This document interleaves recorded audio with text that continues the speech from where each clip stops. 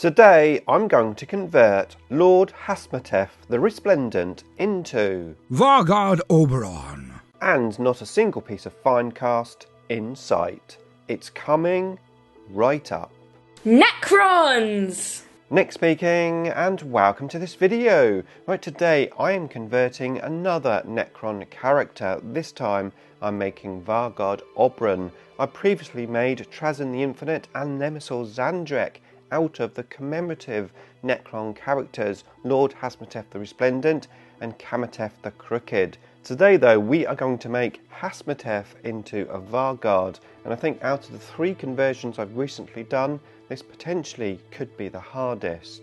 But before we can get the miniature done, we of course need to unbox the miniature, cut the pieces off of the sprue, and then clean up all of the mould lines from the pieces. Always clean your mould lines off of the miniatures because it just makes them look so much better once they're painted. So once that was all done, I went to the source material, the actual model, and sort of worked out what I could actually do with this miniature. So I had a look first for heads. I found a Deathmark's head which looks pretty much the same as Vargard's head. Then I had to look at the legs. Now the legs of course are pretty square on, and the Resplendent miniature's legs, well, he's looking to one side and the legs are posed that way. So I found some Overlord legs in my bits box, and I thought these would be ideal for Vargard's legs. I thought the body of Hasmoteph would work quite well for Vargard. He's got the 2 tabards down the front, and whilst they're sweeping the opposite way to the original miniature, I think they'll work really well. So the first thing to do was to cut off the original legs from the torso. I got my nice sharp knife and I just gently pushed in my knife in the area I wanted to cut. Now as I cut through the plastic, the torso actually came off in 2 pieces, and I was a bit worried at first. I thought, oh my god, what am I going to do now? But then I realised that the torso is actually going to be glued to the spine section, which is a separate piece. So in the end it was all good.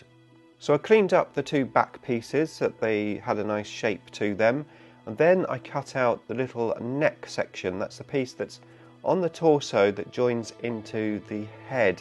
I cut that out and then I used my file just to smooth it all down. I checked the head position just to get it in the same position as the original image. He's looking straight on and almost downwards a little bit, and of course his head is buried in some sort of collar on his body.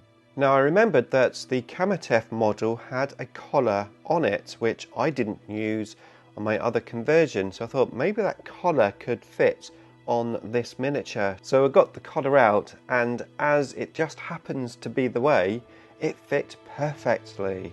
Now when the torso and legs go together, I just found there was just too many tabards. I liked the 2 tabards on the original miniature. I thought they would work for Vargard. However, the one down in his groin area didn't really work because there's one on the groin area of the legs. So I decided to cut off the tabard on the original Hasmoteph model. I thought it would be tricky, but I thought I could do it.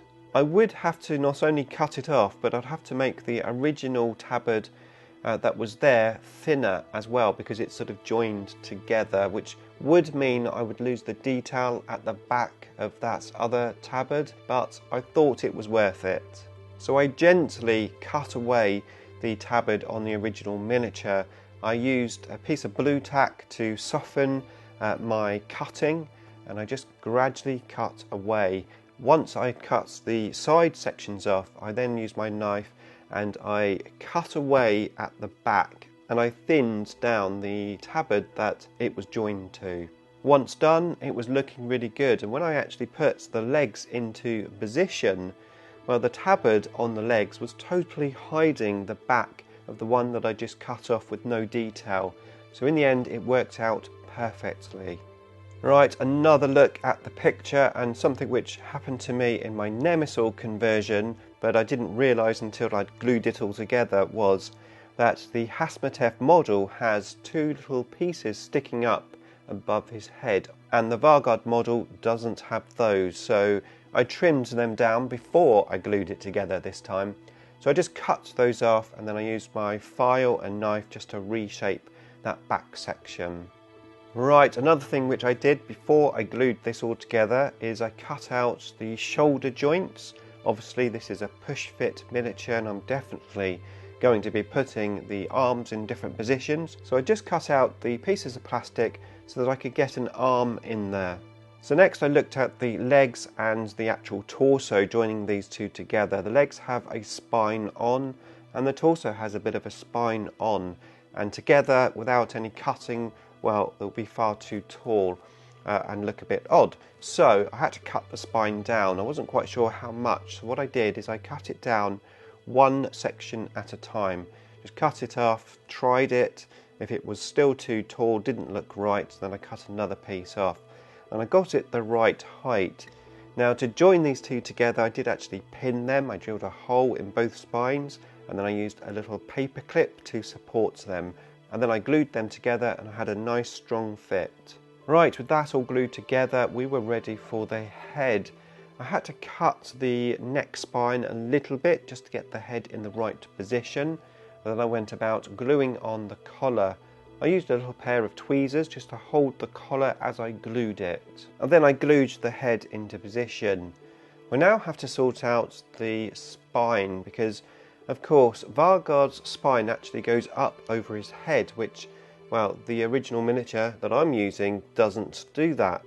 I looked at some extra pieces of spines and found something which I thought would fit. Before I glued this on, I drilled a hole in the top of the spine because, again, the original model has a hole in the top, so I thought I'll just try to match this in as much as I can to that model. Okay, so we are ready for the staff and arms, potentially the hardest part of this conversion. So I found this war sigh here, which I'd already sort of cut up, and I was thinking the blade itself would be perfect for Vargard, and he has a hand on there which is in the right position. Remember, the arms are so straight down forward, so the hands need to be in that right position. So I was thinking the front of that blade with the hand.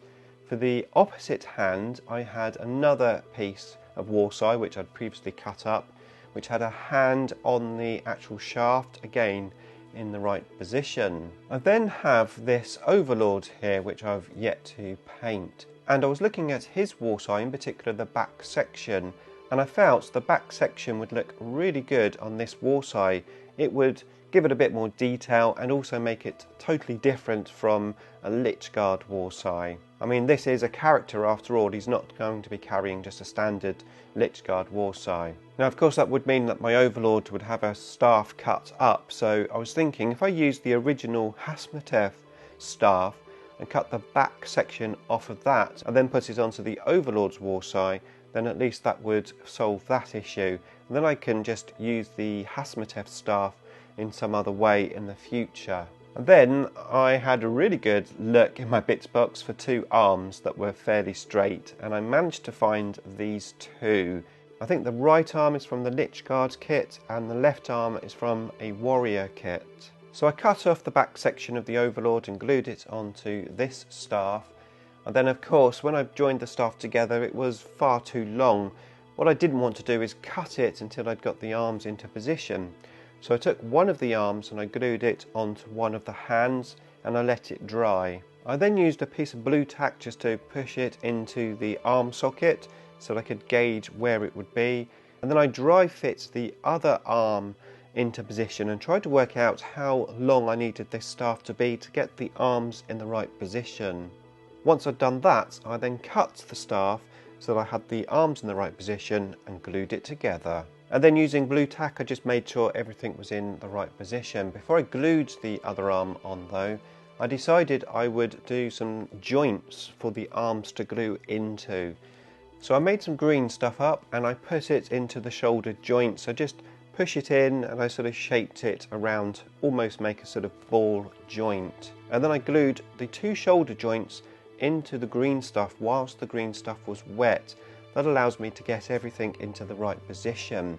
And that was him all finished. I used some of the green stuff I had left over to fill the holes on the base because I'm going to have him standing in a different position to the original miniature, but I really am happy with how this guy came out. Possibly my best conversion out of the 3, but what do you think? Let me know in the comments box below. And if you haven't seen the other 2 conversions, then here are those videos, and here's a playlist featuring all of my other Necron conversions for you to watch.